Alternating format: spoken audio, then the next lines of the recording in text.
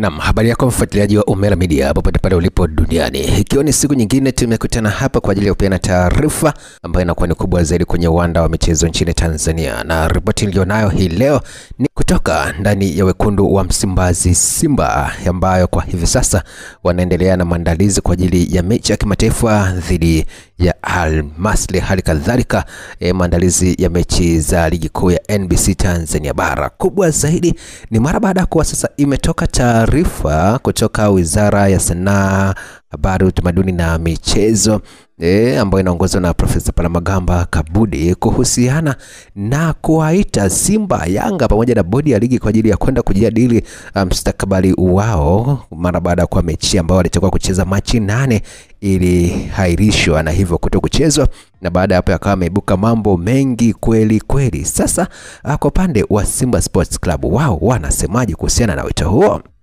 Afisa habari kwa maana ya meneja wa kitengo cha habari na mawasiliano kutoka ndani ya Simba Sports, Ahmed Ali, amethibitisha wazi kwamba wapo tayari kwa ajili ya kwenda kushiriki hicho kikao ambacho kimeandaliwa na wizara, ambacho kinakwenda kwa kukutanisha bodi ya ligi ya Tanzania pamoja na Simba na Yanga ili kuangalia mustakabali mzima kuhusiana na dabi ambayo ilihairishwa. Kipi ambacho kinakwenda kuzungumza ndio kitu ambacho wao wanakisubiri, japokuwa issue kubwa ni hiyo kuhusiana na mechi hiyo, wanafanyaje, nani ambaye amekosea nani, unajua vile kifupi ni kwamba anakwenda kutafuta suruhu hapa, yani kwamba hapa kanuni zimeshindwa kufanya kazi. Sasa hapa inabidi zikatumike busara za viongozi wa serikali.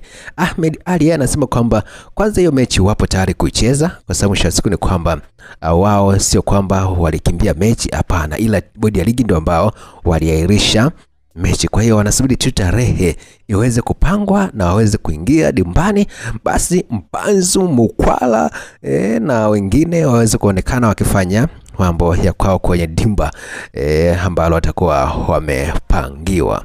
Kwa upande wa Young Africans nao pia wamesema hicho kikao watahudhuria, kwa sababu siku zote unatakiwa kuitikia wito, kwa sababu unaweza kukuta unaitiwa jambo jingine kabisa huko ambalo ni zuri, alafu wewe ukaingia au ukakuta na majibu yako kichwani, kwa hiyo ukagoma kuitikia wito, jambo ambalo mwisho wa siku linaweza lisiwe na manufaa makubwa. Sasa ni kipi ambacho kinakwenda kujadiliwa kwenye hicho kikao?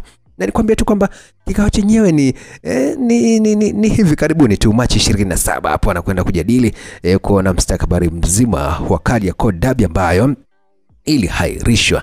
Unaweza kuniambia kipi ambacho unakifikiria, mechi pigwe au kanuni ziendelee kutumika? Maana kwa hivi sasa inaonekana kama kanuni zimeshagonga mwamba, yani bodi ya ligi wenyewe sasa hivi hawaelewi sasa kinachotakiwa ni busara tu ziweze kutumika hapa ili mechi iweze kupigwa. Haya, tusubiri maamuzi kupitia hapa Umela Media, report tutazipata.